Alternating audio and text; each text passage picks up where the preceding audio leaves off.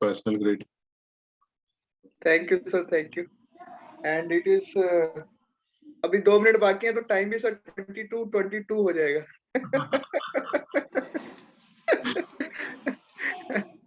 The most joyful, dynamic, and contented people of this world are no different from you or me in the terms of their makeup.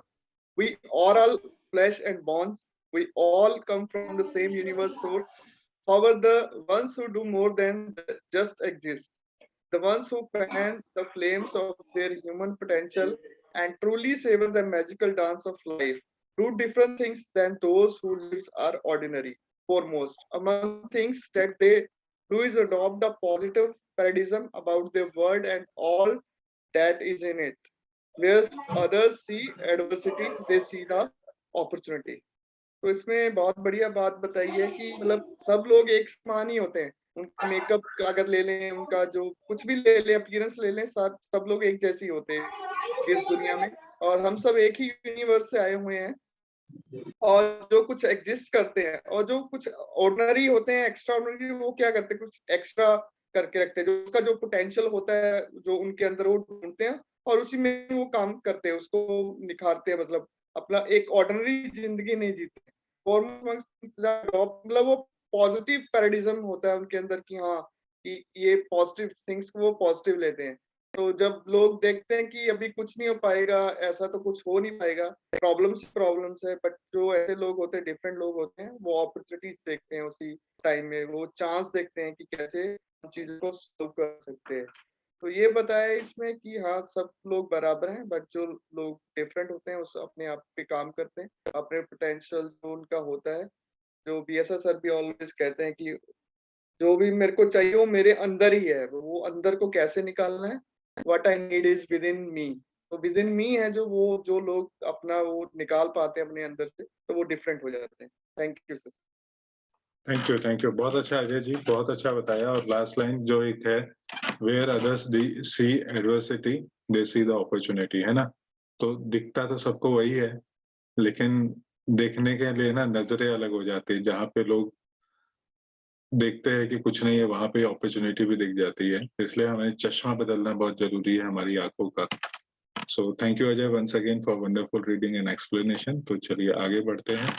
Rich dad poor dad पढ़ रहे थे. शुरू करना formula number 4 को हम जानेंगे आज, है ना. और सुनीता जी से शुरू कराते हैं आज. Thank you. So मैं भी आज अपने आप को चैलेंज कर रही हूँ बिना चश्मे के पढ़ने के. वैसे बहुत बारी करती हूँ.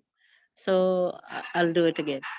किसी फॉर्मूले के विशेषज्ञ बन जाएं और फिर एक और नया फॉर्मूला सीख लें. जल्दी से सीखने की ताकत.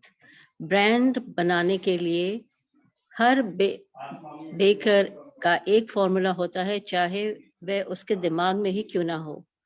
यही पैसा बनाने के बारे में भी सही है. इसलिए धन को अक्सर डो भी कहा जाता है. हम में से ज्यादातर लोग ने ये कहावत सुनी है कि आप वह हैं जो आप हैं. मैं इसी कहावत को दूसरी तरीके से कहना चाहूंगा. मैं कहता हूँ, आप वह बनते हैं जो आप पढ़ते हैं. दूसरे शब्दों में, आप सावधान रहें कि आप क्या पढ़ रहे हैं और क्या सीख रहे हैं, क्योंकि आपका दिमाग इतना ज्यादा ताकतवर है कि आप जिस चीज के बारे में सीखेंगे आप वही बन जाएंगे. उदाहरण के तौर पर, अगर आप कुकिंग सीखते हैं तो आप कुक बन जाते हैं. अगर आप कुक नहीं बनना चाहते तो आपको कोई और विषय चाहिए. जैसे एक स्कूल टीचर शिक्षण का अध्ययन कर लेने के बाद आप अक्सर शिक्षक बन सकते हैं और इसी तरह सिलसिला जारी रह सकता है. अपने अध्ययन के विषय को सावधानी से चुनें. जब पैसे की बात आती है तो ज्यादातर लोगों के पास वही एक मूला होता है. इज इट मूला होता, फॉर्मूला लिखा होगा. फॉर्मूला होता है जो उन्होंने, तो मिसिंग है. फॉर्मूला होता है जो उन्होंने स्कूल में सीखा था, और वह यह फॉर्मूला है, पैसे के लिए काम करो. संसार में सबसे ज्यादा लोकप्रिय फॉर्मूला यही है, जिसके कारण हर दिन करोड़ों लोग सुबह उठते हैं और काम पर जाते हैं, पैसे कमाते हैं, बिल चुकाते हैं, चेकबुक का बैलेंस करते हैं, कुछ म्यूचुअल फंड खरीदते हैं और फिर से काम पर चले जाते हैं। यही उनका मूलभूत फॉर्मूला या नुस्खा है। ऊपर कर दीजिए। अगर आप जो कर रहे हैं उससे आप थक गए हैं या आप पर्याप्त नहीं कमा रहे हैं, तो आपको अपने पैसे बनाने के फॉर्मूले को बदल लेना चाहिए। बहुत समय पहले जब मैं 26 साल का था, मैं सप्ताहांत की एक कक्षा में भाग लिया। मैंने सप्ताहांत की एक कक्षा में भाग लिया जिसका शीर्षक था किसी तरह रियल एस्टेट फोरक्लोजर्स को खरीदें। मैंने एक फॉर्मूला सीख लिया। अगला कदम था अपने सीखे हुए सिद्धांत को असली जीवन में आजमा कर देखना। यहाँ पर ज्यादातर लोग रुक जाते हैं। 3 सालों तक जब मैं जेरोक्स के लिए काम कर रहा था, मैं अपने उस खाली समय में फोरक्लोजर्स को खरीदने की कला में पारंगत होने की कोशिश करता रहा। मैंने उस फॉर्मूले को कई करोड़ डॉलर बनाए हैं, परंतु आज बहुत धीमा फॉर्मूला है। आज यह बहुत धीमा फॉर्मूला है और फिर भी बहुत लोग इसका प्रयोग कर रहे हैं। So thank you Sunita ji for wonderful reading, वो भी बिना चश्मे के। ये तो बहुत ही बढ़िया है ना? So काफी थोड़ा स्ट्रेन भी हुआ होगा, तो थैंक यू। सो बहुत अच्छी बात यहाँ पे बताइए कि हमें है ना किसी एक चीज को सीख लेना चाहिए और सीखने के बाद में वहां पे ना रह के हमें एक और नया फॉर्मूला सीख लेना चाहिए, है ना? सो और जो हम सीखते हैं उसको यूज करना। हम जो पढ़ते हैं वो हम बनते हैं ऐसे, या हम जो सुनते हैं वो बनते हैं, जो हम दिमाग में डालते हैं वो बनते हैं। इसलिए कई बार मैं आप लोगों से कहता हूँ कि फ्री वाला चीजें पढ़ना, सुनना, देखना बंद कर दो, है ना? क्योंकि जो भी जाएगा वही बाहर आएगा। वो टीवी हो सकता है, वो कुछ भी हो सकता है। तो अपने को क्या देखना है? अगर हम कुकिंग से देखेंगे ना, तो कुकिंग करना सीख जाएंगे। तो कुकिंग नहीं सीखना है तो कुकिंग मत सीखो, कुकिंग नहीं करना है तो, ठीक है? और हमारे साथ एक अक्सर ये दिक्कत होती है कि हम लोग है ना पैसे के उसी फॉर्मूले पे काम करते हैं जो हमने कई साल पहले सीखा होता है, जो हमें स्कूल में सिखाया है कि पैसे के लिए काम करो। और यही सबसे ज्यादा पॉपुलर फॉर्मूला है, इसलिए हम इसी पे अधिकतर लोग लगे रहते हैं। लेकिन इसके अलावा भी कुछ हम लोग क्या कहते हैं, उससे थोड़ा आगे बढ़ने के बाद में हम क्या करते हैं, पैसे कमाते हैं, बिल पे करते हैं, है ना, बैलेंस, फिर म्यूचुअल फंड खरीदते हैं, फिर चले जाते हैं और ईएमआई पे करते हैं, है ना? और यही अगर हम थक गए तो हमें इसको चेंज करना चाहिए। और जैसे उन्होंने एक एग्जांपल बताया कि उन्होंने फोरक्लोजर खरीदने का फॉर्मूला सीखा। फोरक्लोजर होता है जहाँ पे बैंक का लोन है ना, कोई पार्टी नहीं दे पाती है, तो बैंक उसको फोरक्लोज करती है लोन को, और वहां पे है ना थोड़ा सस्ते में मिल जाता है, या काफी सस्ते में प्रॉपर्टी मिल जाती है। तो उन्होंने इसी को सीखा और उसको आजमाया। तो चलिए आगे की लर्निंग के लिए हम लोग अभी बुलाते हैं टीचर साहब को, सुखदेव जी को। Thank you sir. वेलकम। एक बार मैं उस फॉर्मूले का विशेषज्ञ बन गया तो मैं दूसरे फॉर्मूलों की खोज करने लगा। कई कक्षाओं में मुझे कोई नई जानकारी सीधे रूप में नहीं मिली, परंतु मैंने हमेशा कुछ न कुछ नया जरूर सीखा। मैंने ऐसी बहुत सी कक्षाओं में भाग लिया है जो केवल डेरिवेटिव सौदेबाजी के लिए आयोजित की गई थी और वस्तुओं के भान सौदेबाजों के लिए तथा अराजकतावादियों के लिए आयोजित कक्षाओं में भी मैं गया हूं। मैं अपने दायरे से पूरी तरह बाहर पहुंच गया था और एक ऐसे कमरे में था जहां परमाणु भौतिकी और स्पेस साइंस के विशेषज्ञों की भीड़ थी। परंतु मैंने वहां बहुत कुछ सीखा जिससे मेरा स्टॉक और रियल एस्टेट निवेश ज्यादा अर्थपूर्ण और फायदेमंद बन गया। ज्यादातर जूनियर कॉलेजों और सामुदायिक कॉलेजों में फाइनेंशियल प्लानिंग या पारंपरिक निवेश को खरीदने के तरीकों पर कक्षाएं आयोजित की जाती हैं। शुरुआत करने के लिए यह बहुत अच्छी जगह है। तो मैं हमेशा ज्यादा तेज फॉर्मूले की खोज करता रहता हूं। इसी कारण नियमित रूप से मैं एक दिन में जितना कमा लेता हूं उतना कमाने में कई लोगों को पूरी जिंदगी लग जाएगी। एक और बात, आज की तेजी से बदल रही दुनिया में आप कितना जानते हैं यह ज्यादा महत्वपूर्ण नहीं रह गया है, क्योंकि प्राय आज आप जितना जानते हैं वह पुराना हो चुका है। महत्वपूर्ण यह है कि आप कितनी तेजी से सीखते हैं। यह कला अनमोल है। ज्यादा तेज फार्मूला ढूंढने में यह बहुत काम आती है। पैसे के लिए कड़ी मेहनत करना एक पुराना फार्मूला है जो गुफा मानव के जमाने में पैदा हुआ था। सर ऊपर करना। खुद को सबसे पहले वेतन दें। खुद पर अनुशासन की ताकत।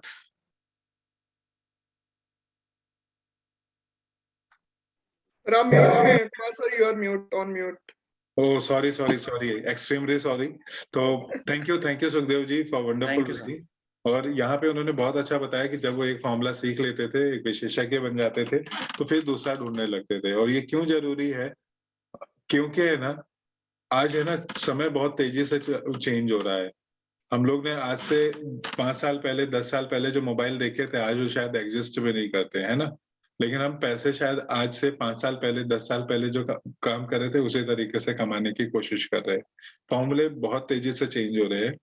और वो बता रहे हैं कि उन्होंने ऐसी बहुत सारी चीजों का क्लास लिया है जहाँ जो उनके कोर्स के या उनके जो सीखना चाहिए था या जिसमें वो काम कर रहे थे उससे बहुत अलग था। जैसे कई बार तो परमाणु मतलब न्यूक्लियर साइंस, स्पेस साइंस के इसमें भी पहुंच गए जो उससे कोई रिलेशन नहीं था। लेकिन क्या है कि जब भी हम कुछ अच्छी नॉलेज लेके आते हैं तो हमारा दिमाग उसको प्रोसेस करता है ना, नॉलेज को प्रोसेस करता है। और वो हमारे जो भी चीज पे हम काम कर रहे हैं उस पर भी फोकस करने में हमें मदद करता है, क्योंकि थोड़ा हटके जानना बहुत इंपॉर्टेंट होता है। और इसलिए बहुत सारी जूनियर कॉलेज में या कहीं पे ये जो चीजें सिखाई जाती है, फाइनेंशियल प्लानिंग या पारंपरिक निवेश जो है वो सिखाई जाती है, ये शुरुआत करने के लिए बहुत अच्छा है। जैसे मैं हमेशा बोलता हूँ कि अगर आप अभी तक कुछ नहीं कर रहे तो आप म्यूचुअल फंड पे जरूर करो, है ना, वहां से शुरू करो। लेकिन ऐसा नहीं कि आप 20 साल तक उसे म्यूचुअल फंड में लगे रहो। हमें अपग्रेड करना है अपने आप को कि कैसे हम म्यूचुअल फंड से और आगे कैसे आगे बढ़े, है ना, उस म्यूचुअल फंड से आगे कैसे बढ़े। तो यहाँ पे हमेशा फास्ट फॉर्मूला हमें ढूंढना है। ठीक है, तो थैंक यू वंस अगेन। और सुखदेव जी के लिए जबरदस्त तालियां। आगे बढ़ते हैं और नेक्स्ट टॉपिक है खुद को सबसे पहले वेतन दें। और इसके लिए हम लोग हर्षद को बुलाएंगे। हर्षद, आप रीड कीजिएगा।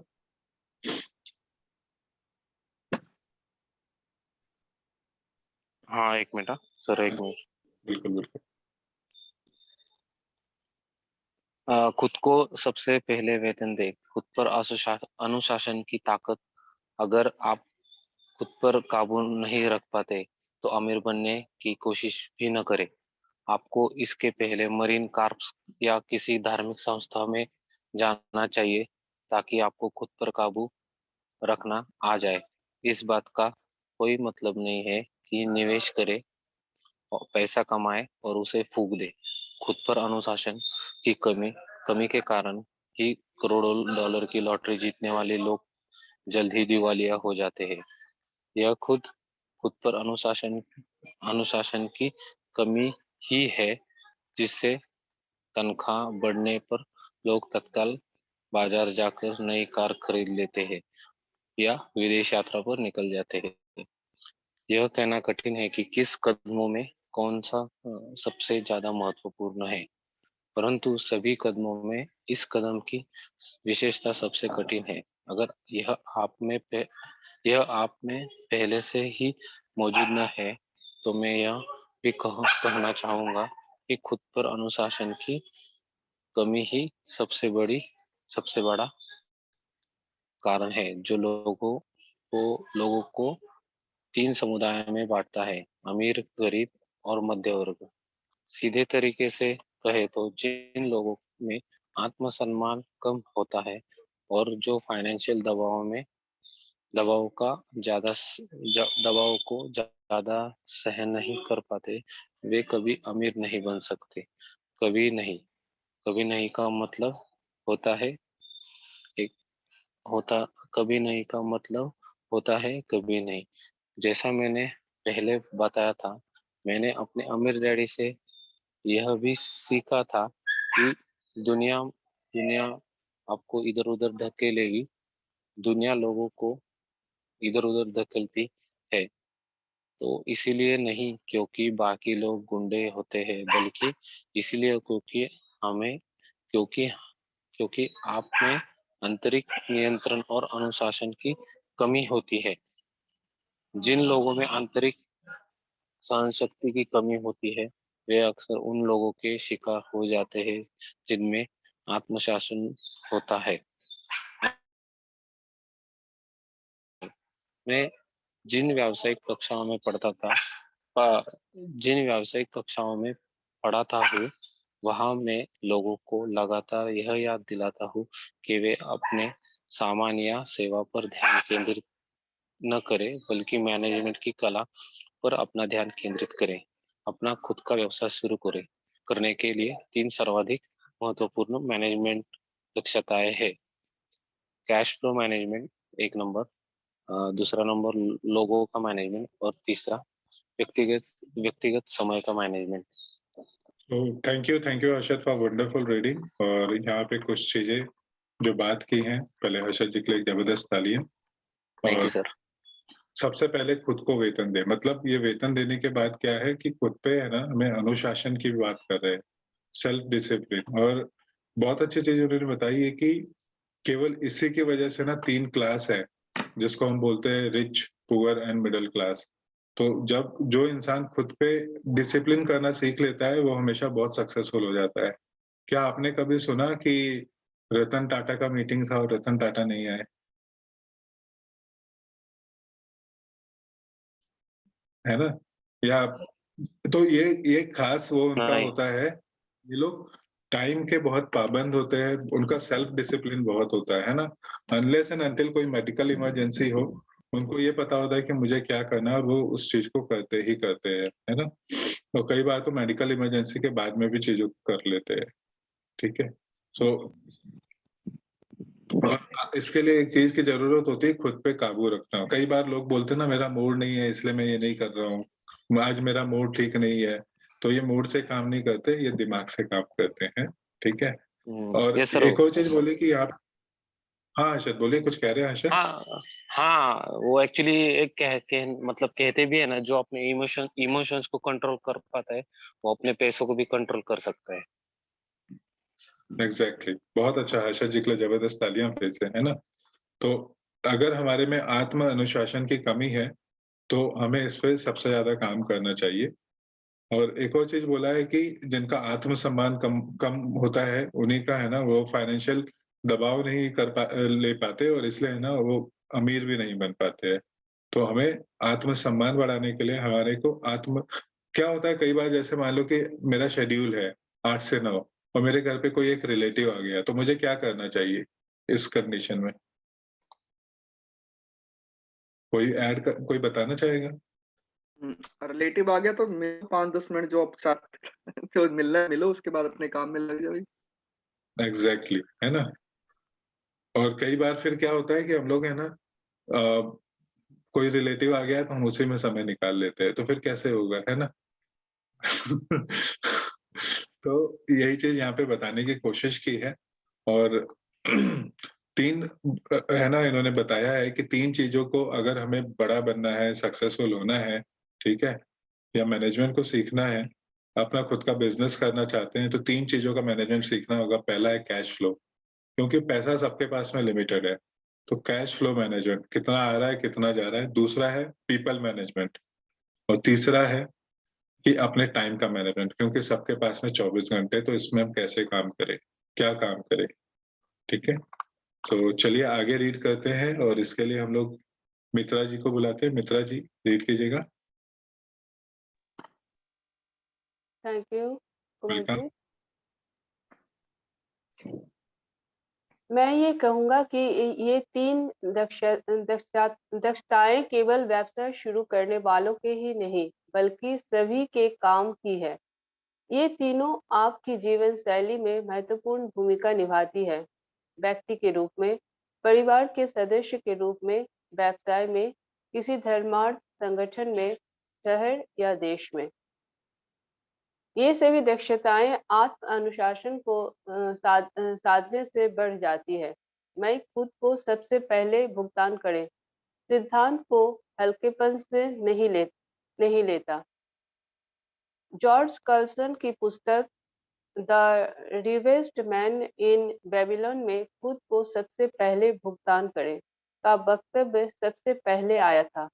इस पुस्तक की करोड़ों प्रतियां बिक चुकी है, परंतु हालांकि करोड़ों लोग इस जबरदस्त जुमले को दोहराते हैं, बहुत कम लोग ही इस तरह का पालन करते हैं। जैसे मैंने कहा है, फाइनेंशियल साक्षरता अंक पढ़ने की योग्यता देती है और अंक कहानी बता देते हैं। किसी आदमी के इनकम स्टेटमेंट और बैलेंस शीट देखकर मैं तत्काल ये देख सकता हूँ कि जो लोग खुद को सबसे पहले भुगतान करें के सिद्धांत का राग अलापते रहते हैं, वे दरअसल इसका कितना पालन करते हैं।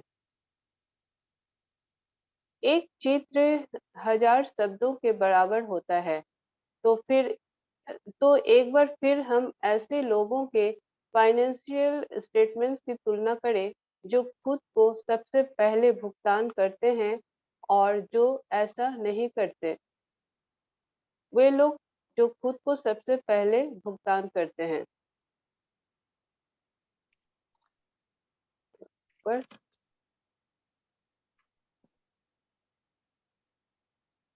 हाँ जी, तो ये एक चित्र है ना, जहाँ पे मित्रा जी मैं थोड़ा सा इस पे बात कर देता हूँ, फिर आप वापस रीड कीजिएगा। तो यहाँ पे बताया कि जो उनका जो भी रोजगार है, उसमें से जो आय आती है, वो सबसे पहले है ना अपनी संपत्ति में मतलब एसेट बनाने में वो लोग डालते हैं, और एसेट से फिर उन्हें इनकम आती है, और उस इनकम से वो है ना अपने खर्च करते हैं, जो उनको टैक्स पे करना है, रेंट पे करना है, खाना खाना है। ये वो चित्र है, ठीक है। सो हम इसमें क्या लिखा हुआ है मित्रा जी से आगे सुनते हैं।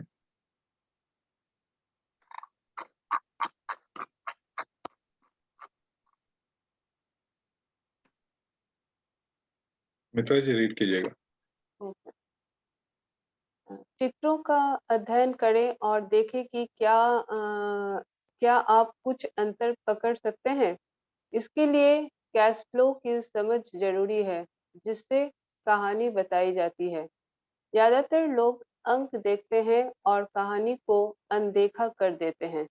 अगर आप सचमुच कैश फ्लो की ताकत को समझना शुरू कर देते हैं, तो आपको जल्द ही ये पता चल जाएगा कि अगले पृष्ठ पर दिए गए चित्र में कहाँ गड़बड़ी है और 90% लोग क्यों जिंदगी भर कड़ी मेहनत करते हैं और इसके बाद उन्हें सोशल सिक्योरिटी जैसी सरकारी मदद की जरूरत क्यों होती है। क्या आप इसे देख सकते हैं? पिछले पृष्ठ पर दिया हुआ चित्र उस व्यक्ति के काम दर्शाता है जो खुद का भुगतान सबसे पहले करता है। हर महीने अपने मासिक खर्चों का भुगतान करने से पहले वे अपने संपत्ति वाले कॉलम में पैसा डालते हैं। हालांकि करोड़ों लोगों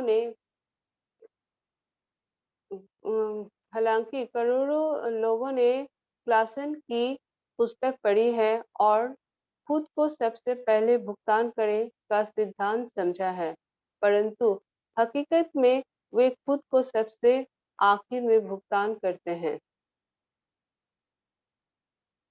अब मैं आपसे उन लोगों की चीख पुकार सुन सकता हूँ जो अपने विल्स का भुगतान सबसे पहले करने में गंभीरतापूर्वक विश्वास करते हैं, और मैं ये भी सुन सकता हूँ कि सभी जिम्मेदार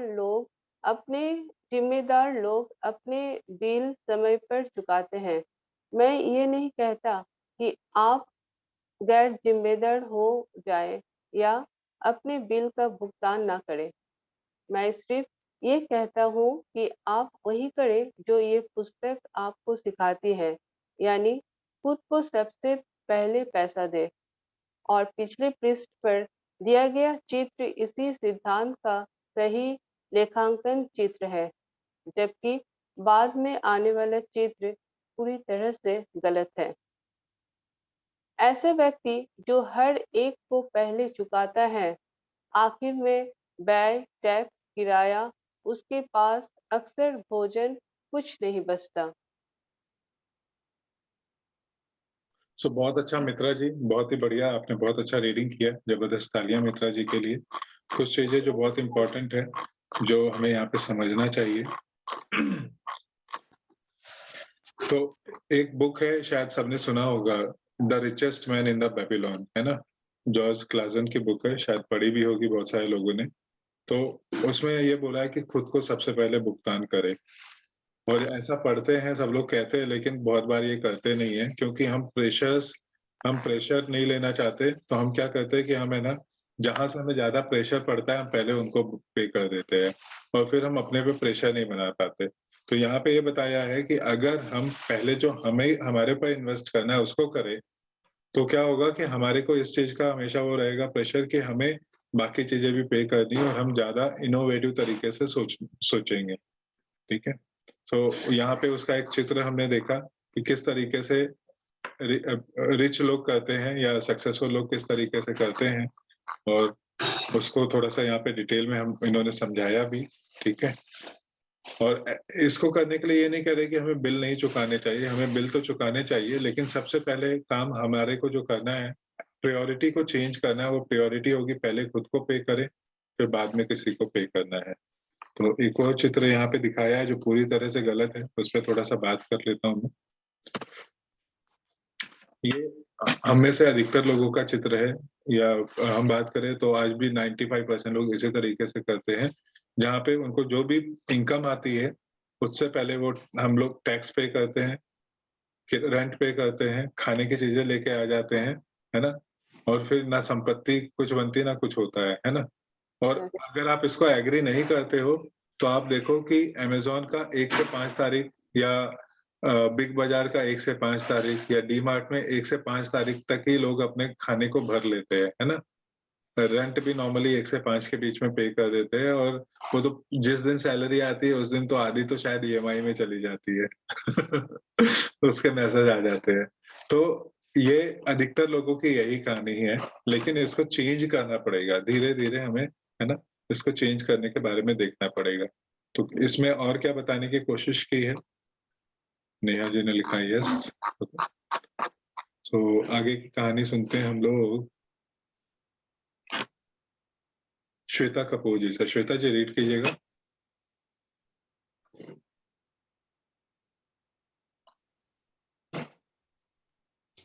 मेरी पत्नी और मेरे पास कई बुक कीपर्स, अकाउंटेंट और बैंकर हैं, जिन्हें शुरू में हमारे इस खुद को सबसे पहले पैसा दें सिद्धांत से बहुत समस्या होती थी। इसका कारण यह है कि यह फाइनेंशियल प्रोफेशनल भी दरअसल वही करते हैं जो कि जनता करती है, यानी खुद को सबसे आखिरी में पैसा देते हैं। वे बाकी लोगों को सबसे पहला पैसा देते हैं।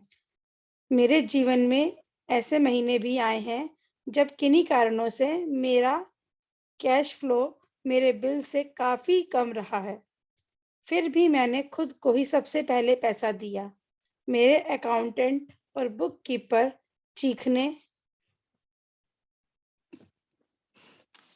चीखने लगे, वे आपके पीछे पड़ जाएंगे, आपको जेल भी हो सकती है, आप अपनी क्रेडिट रेटिंग बिगाड़ लेंगे, वे लोग बिजली काट देंगे। मैंने फिर भी सबसे पहले खुद को ही पैसा दिया।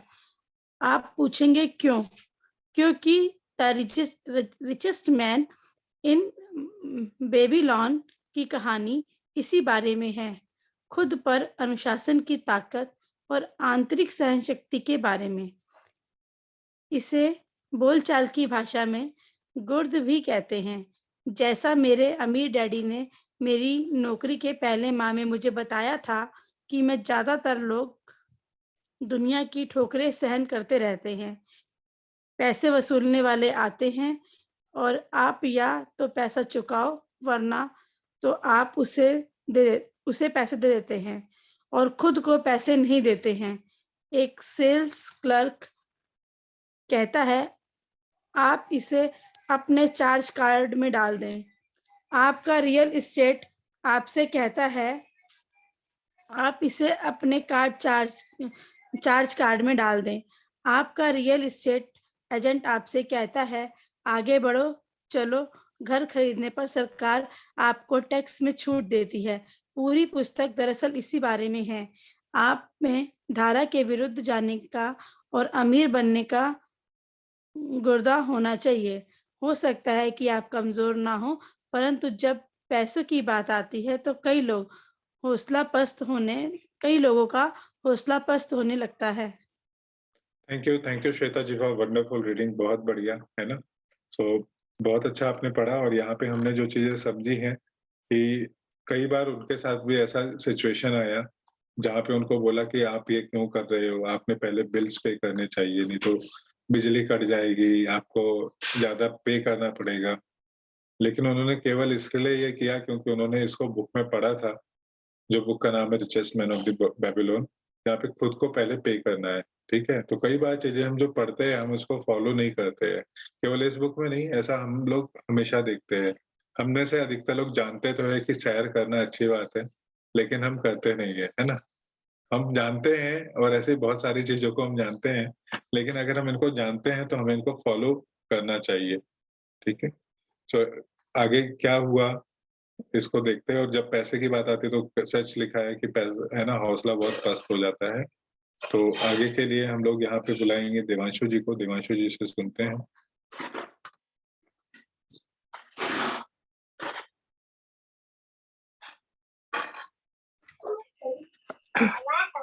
मैं यहाँ एक सेकेंड, मैं यहाँ नहीं कहता कि आप गैर जिम्मेदार बनो। मुझ पर ज्यादा कर्ज नहीं है, क्रेडिट कार्ड का कर्ज भी नहीं है, और ऐसा इसलिए है क्योंकि मैं खुद को सबसे पहले पैसे देता हूँ। मैं अपनी आय को कम से कम इसलिए करता हूँ क्योंकि मैं इसे सरकार को नहीं देना चाहता। इसलिए आप में से जिन लोगों ने the secret of the rich नाम का वीडियो देखा होगा, उन्हें मैं यह बता दूं कि मेरी आय नेवादा के कॉर्पोरेशन के जरिए मेरे संपत्ति वाले कॉलम से आती है। अगर मैं पैसे के लिए काम करता तो सरकार इसे ले लेती। हालांकि मैं अपने बिल का भुगतान सबसे आखिरी में करता हूं, परंतु मुझ में इतनी आर्थिक समझ है कि मैं किसी मुश्किल में नहीं फंसता हूं। मैं कंज्यूमर कर्ज को पसंद नहीं करता हूं। मेरे पास इतने दायित्व हैं जो 99% लोगों से ज्यादा हैं, परंतु उनका भुगतान मैं नहीं करता हूं, बल्कि दूसरे लोग मेरी देनदारियों को चुकाते हैं। मेरे किराएदार कहते हैं तो खुद को पैसा देने से पहले नियम है कि कभी कर्ज में मत फंसो। हालांकि मैं अपने वित्त का भुगतान सबसे आखिरी में करता हूं, परंतु मैं केवल कुछ महत्वहीन वित्त ही बचा कर रखता हूं। दूसरी बात यह है कि जब भी मेरे पास पैसा कम होता है तभी मैं खुद को ही सबसे पहले पैसा देता हूं। मैं कर्ज देने वालों और सरकार को चीखने देता हूं। जब वे कठोर होते हैं तो मुझे अच्छा लगता है, क्योंकि ये लोग मुझ पर एक एहसान कर रहे हैं। वे मुझे प्रेरित कर रहे हैं कि मैं जाऊं और ज्यादा पैसा कमाऊं। तो मैं खुद को सबसे पहले पैसा देता हूं, उस पैसे का निवेश करता हूं और कर्ज देने वालों को चीखने देता हूं। मैं पैसे आमतौर पर उन्हें सही समय पर भुगतान कर देता हूं। मेरी पत्नी और मेरे साख बहुत अच्छी है। हम केवल दबाव में नहीं आते हैं और कर्ज उतारने के लिए अपनी बचत का इस्तेमाल नहीं करते, ना ही उसके लिए अपने स्टॉक को बेचते हैं। इसमें बहुत ज्यादा समझदारी नहीं है।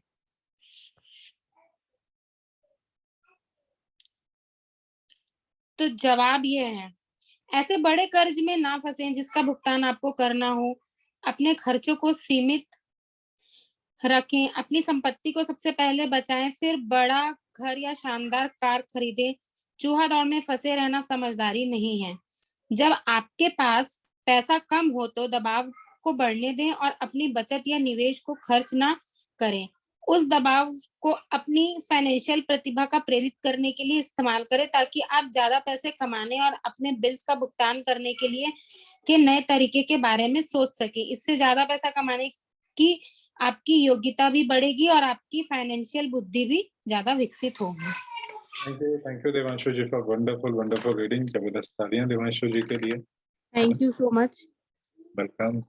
मतलब इसमें कितना वो बताया है कि एक पजल के जैसे सिचुएशन को सॉल्व करना है। मतलब पहले सिचुएशन में फंस जाओ, बट सिचुएशन में फंसने के बाद लोगों को चीखने चिल्लाने दो और अपना ब्रेन स्टॉर्म करो कि हम नए कैसे आइडियाज ला सकते हैं और उससे कैसे सोर्स ऑफ इनकम बढ़ा सकते हैं, और फिर मतलब उसको हम जो भी हमारे ऊपर कर्ज है उसको कैसे चुका सकते हैं। और इसमें मतलब उसने जो नेगेटिव चीज है उसको भी एज अ चैलेंज लिया है कि जो उसके कर्जदार हैं और वो बोल रहा है कि चीखने चिल्लाने दो, जो मुझे प्रोवोक करते हैं और मुझे प्रेरित करते हैं कि मैं जाऊं और नए तरीके से पैसे कमाऊं। बिल्कुल। और दो बहुत ही इम्पोर्टेंट टिप्स। पहला दो, तो कभी भी अपने अपने जो जो निवेश या स्टॉक्स है कभी बेचो मत, खर्च मत करो। और दूसरा, जब आपके पास पैसे कम हो तब दबाव में बढ़ने दें, असली बचत या निवेश को खर्च ना करें, ये तो बता ही दी मैंने। हाँ जी, अपनी संपत्ति, ऊपर वाला, ऐसे बड़े कर्ज में ना फंसे जिसका भुगतान आपको करना हो। अपने खर्चों को सीमित रखें, अपनी संपत्ति को सबसे पहले पहले बनाएं, फिर बड़ा घर या शानदार कार खरीदें। मतलब दो इम्पोर्टेंट टिप्स यही दी है कि सबसे पहले अपना जो है वो उसको करो, उसके बाद घर और कार खरीदो, चूहा दौड़ में ना फंसो। बिल्कुल। इसको सरल भाषा में बोले तो कह सकते हैं दिखावे पे मत जाओ अपने। दिखावे पे मत जाओ, अपनी अकल लगाओ। शो ऑफ में कुछ नहीं रखा है। लंगड़ा हिंदी। हाँ जी, हाँ जी। तो दिवांशु जी के लिए जबरदस्त तालियां। और चलिए हम एक और टॉपिक को यहाँ पे पढ़ लेते हैं। और नेक्स्ट कौन पढ़ना चाहेगा?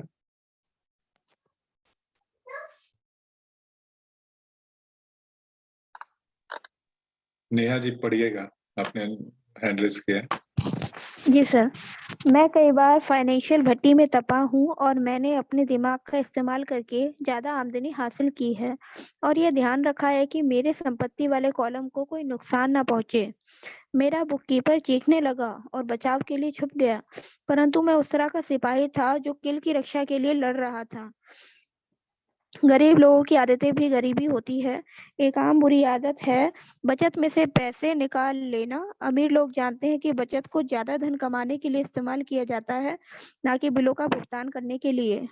मैं जानता हूँ कि यह कठोर जान पड़ता है, परंतु जैसे मैंने कहा, अगर आप अंदर से कठोर नहीं हैं, तो दुनिया आपको इधर से उधर धकेलेगी। अगर आप आर्थिक दबाव पसंद न करते हो, तो एक ऐसा फॉर्मूला खोज लें जो आपके लिए कारगर साबित हो।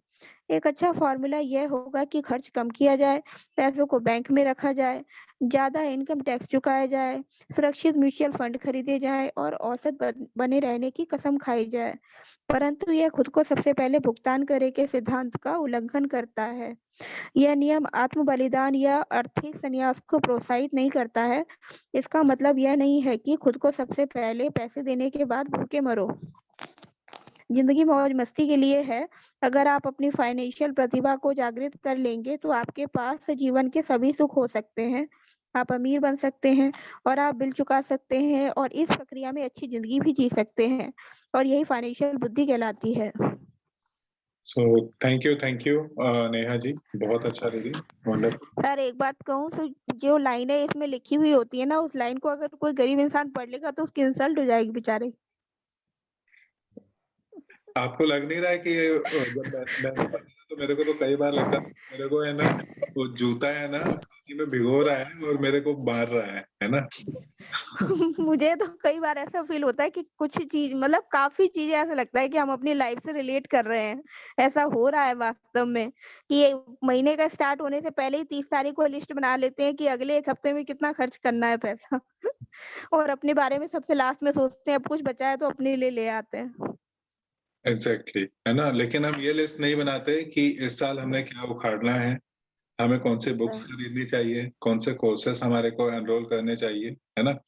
लेकिन हमारे पास शायद है ना, कई लोगों के पास ये प्लानिंग जरूर होगी कि इस बार होली में कहाँ जाना है, दिवाली में बिल्कुल कहाँ जाना है ना। सही। जी सर, ठीक है, होता है, ऐसे ही होता है। ऐसे ही होता है ना। और मतलब हम सब उसी जगह से आए हैं, लेकिन हमारे को उन्हीं हैबिट्स को थोड़ा सा चेंज करना है ना। जी सर। तो यहाँ पे ज्यादा बात करने के लिए तो नहीं है, क्योंकि सबको शायद थपेड़े तो पड़ ही रहे हैं, है ना। तो हमें जो आत्म बलिदान या आर्थिक संन्यास है ना, वो उसको नहीं कह रहे, वो कह रहे कि हमें मौज मस्ती तो करनी है, लेकिन हमें ना साथ में क्या करना है कि हमारी फाइनेंशियल इंटेलिजेंस को, बुद्धि को भी बढ़ाते रहना है। ठीक है। तो आज के लिए 11 बज गए क्या? Yes, yes, sir. तो अभी कल पढ़ेंगे इसको, कल ये चैप्टर को खत्म करते हैं। और तब तक अगर किसी ने कुछ शेयर करना है लर्निंग, और फिर कुछ इसके बाद में कुछ क्वेश्चन है इससे रिलेटेड, तो उस पर बात करते हैं।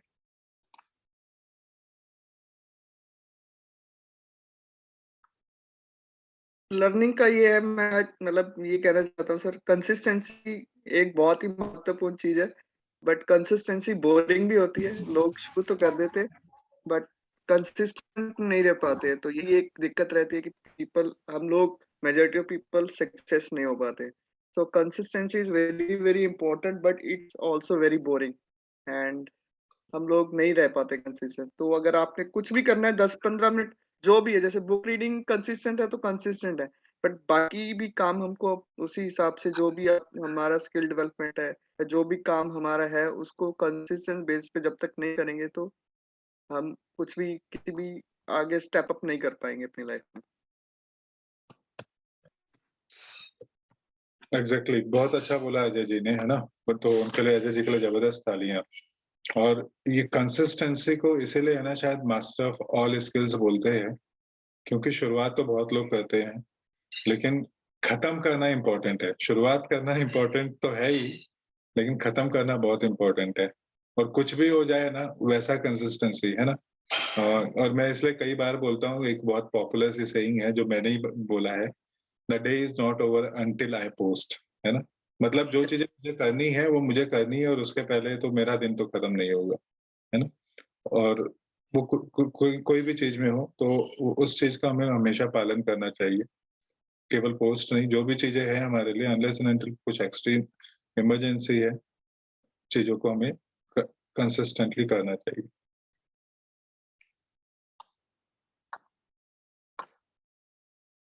सिंपल जी ने भी लिखा है, थैंक यू सिंपल जी। और कोई कुछ कहना चाह रहा है? हाँ सर। सर मैं कुछ शेयर करना चाहूँगा। हाँ हाँ बोलो ना। है जी, एक्चुअली आज से मैं सर एक छोटा सा इनिशिएटिव स्टार्ट किया हूँ कि अभी जो वर्कआउट जो हम करते ही हैं फिटनेस के लिए, लेकिन मेरा ऑफिस जैसे यहाँ से पास में है, 2 किलोमीटर पे है, तो अभी तक मैं गाड़ी से जाता था। तो आज से मैं सोचा हूँ कि मैं गाड़ी की जगह मैं पैदल जाऊँगा और पैदल वापस भी आऊँगा, ताकि उससे जो है थोड़ा पैदल चलना भी हो जाएगा। और जैसा बीएसआर सर ने भी लिया है कि 365 दिन सेवा वाला, कि आप ऑफिस जा रहे हैं तो जाते टाइम कुछ कर दें, कुछ खरीद के लोगों को बांट दें। तो मैं सोचा कि अगर मैं पैदल वॉक कर दोनों ही काम कर सकता हूँ, तो वही गया, सुबह एक्सरसाइज भी किया अपने ऑफिस। तो बहुत ज्यादा थक गया है आज, तो करना चाहूंगा, अगर किन्हीं का ऑफिस में हो, नजदीक में हो, 2 किलोमीटर के दायरे में, तो कर सकते हैं। उससे हमारा पेट्रोल का, अपनी फिटनेस भी हम बेहतर होगी। बहुत अच्छी बात बोली है ना। तो जबरदस्त, पहले तो तालियां होनी चाहिए अजमत के लिए। लेकिन आजकल है ना, लोग बहुत चेंज हो गए हैं। हम अगर साड़ी की दुकान में जाते तो हम ये देखते कि साड़ी की दुकान के सामने ही मेरी गाड़ी लगनी चाहिए, है ना। 100 मीटर पहले बाद में भी नहीं होनी चाहिए। सो हम लोग है ना बहुत ही ज्यादा मतलब है ना कंफर्ट जोन में आ गए आज की डेट में। तो हमें कोशिश यही करनी चाहिए, अगर हो सके ना तो केवल ऑफिस जाने के समय क्यों, है ना। अगर थोड़ा बहुत हमारे घर के आसपास है तो जितना हम वॉकिंग कर सकते हैं, हमारी हेल्थ के लिए भी अच्छा है। और उससे हमारा ज्यादा, हम है ना हमारे एनवायरनमेंट को भी बचा देते हैं। लेकिन हर जगह करने की जरूरत नहीं, कहीं कहीं पे हमें जरूर व्हीकल्स भी यूज करने चाहिए, है ना। लेकिन जहाँ पे हो सकता है, पॉसिबिलिटी है, हमें थोड़ा सा खुद को एक्टिव भी रखना चाहिए। और मैं ऑफिस इसलिए बोला क्योंकि मेरा ऑफिस थोड़ा नजदीक है, 2 किलोमीटर पे है, तो मुझे लगा कि मैं यहाँ पैदल जा सकता हूँ, बाकी जगह तो शायद मैं पैदल नहीं जा पाऊंगा। तो इसलिए आज मैं बाइक निकाला भी नहीं, आज घर पे ही रहा। तो मजा आया, लेकिन मुझे अच्छा लगा ये चीजें। चलो ग्रेट, वंडरफुल। कितना मिनट लगता है 2 किलोमीटर के लिए आपको?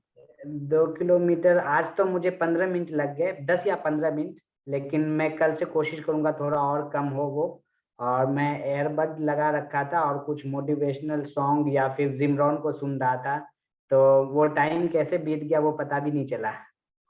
अच्छा, एयरबड के बारे में दोनों कान में कभी मत लगाओ जब आप जी पैदल। जी, एक में ही लगाया था बिल्कुल। हाँ हाँ हाँ, ठीक है, चलो ग्रेट अजमत। सो और हम लोग हमारे कैलेंडर को लिखते हैं, और किसी को और कुछ शेयरिंग है या क्वेश्चन है तो पूछ सकते हैं, खासकर इस टॉपिक को लेके जो है उस पे।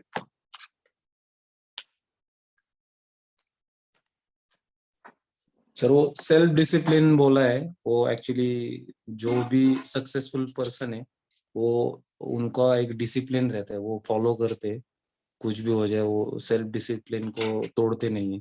तो सक्सेसफुल बनना है तो सेल्फ डिसिप्लिन, और अजय जी ने जैसे बोला वो कंसिस्टेंसी करना है, तो यही आज सीखा है मैंने। चलो ग्रेट, बहुत अच्छी बात है। तो हर्षद जी के लिए भी जबरदस्त तालियां। और कोई कुछ ऐड करना चाहेगा? सर मेरे कुछ क्वेश्चन है, मैं पूछ सकता हूँ? हाँ हाँ, पूछ लो। जी, जैसा कल ही मैं पूछने वाला था लेकिन कल टाइम नहीं मिल पाया। कल जो बुक में बताया गया कि जब हम कुछ अच्छा करते हैं, पैसे कमाने लगते हैं, तो हमारे फ्रेंड्स लोग या तो उधार मांगने आ जाते हैं या फिर काम मांगने। तो आजकल तो काम मांगने कम ही आते हैं, उधार मांगने ज्यादा आ जाते हैं। तो उस सिचुएशन को कैसे ये किया जा सकता है, थोड़ा सा बताइए, क्योंकि मैं इन चीजों को पहले फॉलो नहीं करता था, और ये हमारी फैमिली की तरह ये कम्युनिटी है, तो मैं यहाँ पे शेयर कर सकता हूँ। ऑलमोस्ट मैंने 70,000 अभी उधार दे रखे हैं दूसरों को, और अपने फ्रेंड को ही, जो वापस आने का उम्मीद भी नहीं है कि वो 70,000 मेरे वापस आएंगे। तो मुझे लगा कि सर ये चीज़ शेयर करनी चाहिए, क्योंकि ये हमारी फैमिली है, तो यहाँ से मुझे सोल्यूशन भी मिलेगा। तो इसको कैसे मैनेज किया जा सके, मतलब वो मैं ये नहीं कर रहा हूँ कि कैसे लाया जाए, वो तो अब पता नहीं कैसे आएगा नहीं आएगा, लेकिन आगे से कैसे इन चीज़ों का ध्यान रख सकते हैं, क्योंकि जब कुछ आप अच्छा करने लगते हो कम एज में थोड़ा अच्छा, तो लोग तारीफ भी करते हैं, और कई बारी ऐसा वो सिचुएशन क्रिएट कर देते हैं कि हम खुद को रोक नहीं पाते हैं कि अरे वो उसे सच में जरूरत है तो दे देता हूँ, और फिर वो अपने ही पैसे फंस जाते हैं। आई थिंक सभी के साथ ऐसा हुआ होगा। तो प्लीज अजय सर इसके बारे में कुछ बताइए, और कुमार सर आप भी।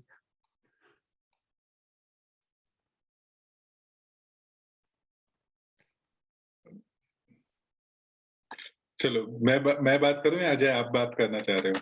नहीं सर, आप बताइए। मैं भी इस सिचुएशन में, मैं भी किसी को हेल्प करने में सबसे आगे रहता हूँ, चाहे वो इसमें बोला ना सबसे पहले आपको पे करो, सबसे पहले बाद में मैं अपने आप को ही पे करता हूँ। इस मामले में I am with Azmat. I want also a solution.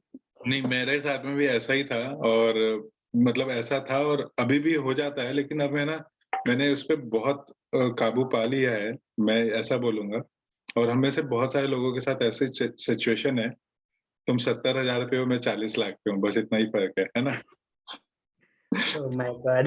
है ना? लेकिन है ना, बस एक ही चीज है कि पहली चीज तो ये सोचो कि जो हो गया वो बहुत बढ़िया है ना?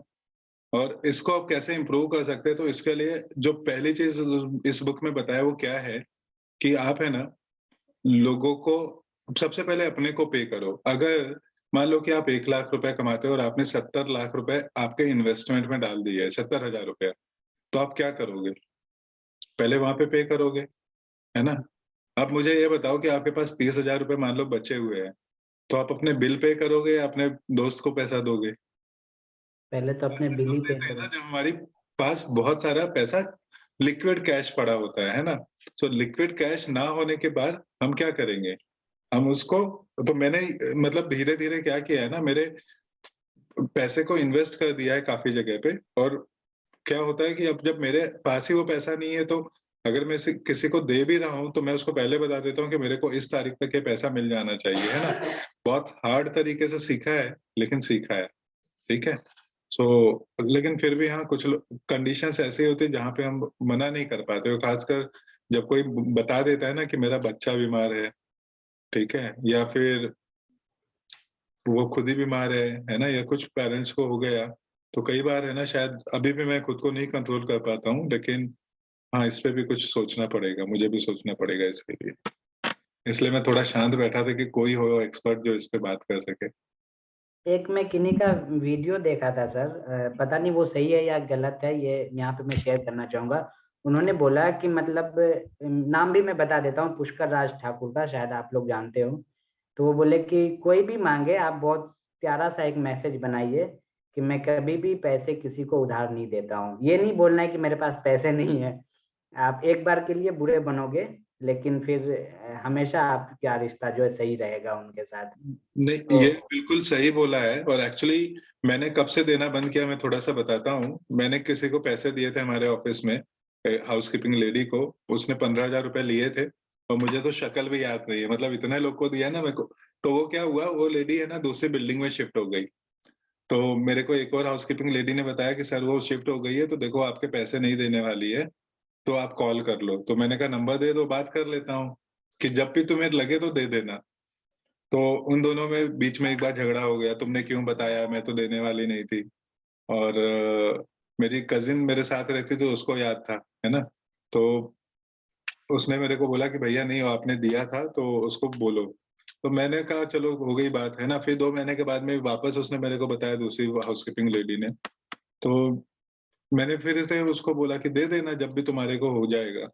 तो उन्होंने क्या किया, हमारे ऑर्गेनाइजेशन के गेट के बाहर झगड़ा किया। और झगड़ा किया ना, तो पुलिस आई और दोनों को पकड़ा। और मेरे को कॉल आया, क्या आपने बोला था इनको मारने के लिए। वो पुलिस वाला भी शायद मेरे को जानता था। तो मैंने बोला नहीं, मैंने तो ऐसा कुछ बोला नहीं है ना। तो वो बोला हाँ मुझे पता है, आपके बारे में मैंने सुना है, तो आप, मुझे पता है, लेकिन अगली बार अगर ऐसा कुछ होगा तो हमें आपके भी पुलिस में, थाने में बुलाना पड़ेगा, है ना। तो उसके बाद में अभी जब भी मेरे से कोई पैसा मांगता है तो मैं उसको यही कहानी बताता हूँ। मैं बोलता हूँ कि मेरे को पुलिस वाले ने मना किया कि पैसा मत दो, ठीक है ना। तो अब मेरे को ये थोड़ा हार्ड वे हो गया, लेकिन हाँ उसी से मैं उसके बाद से मैंने पैसा देने बंद कर दिया है, काफी काफी कम कर दिया है उसके बाद में। Sir hello. हाँ नेहा जी। हाँ, इसमें मैं एक चीज शेयर करना चाहूंगी। इस चीज के लिए मैंने बहुत पहले सीख लिया था कि जैसे ना जब मैं छोटी थी ना, तो मेरी बहुत मतलब हेल्पफुल नेचर की आदत थी कि दूसरों की हेल्प करनी चाहिए। और ये समझ लीजिए कि 5 रुपए 10 रुपए पॉकेट मनी मिली तो उसमें से भी कुछ दे दिया, शेयर कर दिया। अब ऐसे ऐसे ऐसे करते करते एक दिन हुआ कि मैंने मतलब कुछ ज्यादा पैसे जो है ना किसी को दे दिए। वो पैसे मुझे अपनी पढ़ाई के लिए मेरे पापा ने दिए थे। तो मेरे पापा ने ये सिखाया कि ना कभी भी सामने वाले को ये मत दिखाओ कि तुम बहुत ज्यादा अमीर हो, है ना, और ये भी मत बताओ कि तुम गरीब हो। हमेशा उससे एक स्टेप आगे चल के रहो। अगर वो तुमसे पैसे मांगने आ रहा है तो उसको इस बात का एहसास हो जाना चाहिए कि तुम तो खुद ही उससे पैसे मांगने वाले थे। और कभी कभी जो है ना हमें थोड़ा सा रूड भी होना पड़ता है जब हमें पता है कि हमें सिचुएशन टैकल नहीं कर पा रहे हैं। तो मैं तो कई बार ऐसे करती थी सर, मैं तो मतलब स्ट्रेट अवे नो कह देती थी कि नहीं मैं नहीं दे पाऊंगी, थोड़ी सिचुएशन अभी ठीक नहीं है और मैं इस बारे में सोचती हूँ, कुछ हो पाता है तो बता देती हूँ। ऐसे करके उस सिचुएशन को टाल देती थी। नहीं ये नेहा जी बहुत अच्छा है, लेकिन कई बार इसमें ना हम ये बोलते हैं कि मेरी सिचुएशन ठीक नहीं है, और कई बार क्या होता है ना, हम जो बोलते हैं वो चीजें होनी शुरू हो जाती है। तो मैं मतलब कई बार लोगों को बोलता हूँ कि शब्दों पे थोड़ा सा हमें ध्यान रखना चाहिए। सो इंस्टेड ऑफ सेइंग कि मेरी सिचुएशन ठीक नहीं, हम बोल सकते हैं कि नहीं यार मैं पैसे नहीं देता हूँ। जो शायद अजमत ने बोला वो ज्यादा है ना प्रैक्टिकल लगता है ना, कि मैं नहीं देता हूँ। या तो बहुत इमरजेंसी हो ना, मेडिकल इमरजेंसी, तो चलो फिर तो ठीक है, लेकिन मैं नहीं देता हूँ। अभी हम सभी लोग ज्यादा गलती यही करते हैं सर कि बोलते हैं यार मेरे तो खुद हालत खराब है, अभी मेरे पास खुद पैसे नहीं है, हम ये विश्वास हम नहीं लोग करें ना, हाँ गलत बोलते वो हैं। हमें नहीं कहना चाहिए, है ना। सिचुएशन को ना एनालाइज करना बहुत मुश्किल होता है कि जो सामने वाला कह रहा है कि उसकी सच में परेशानी है भी या नहीं।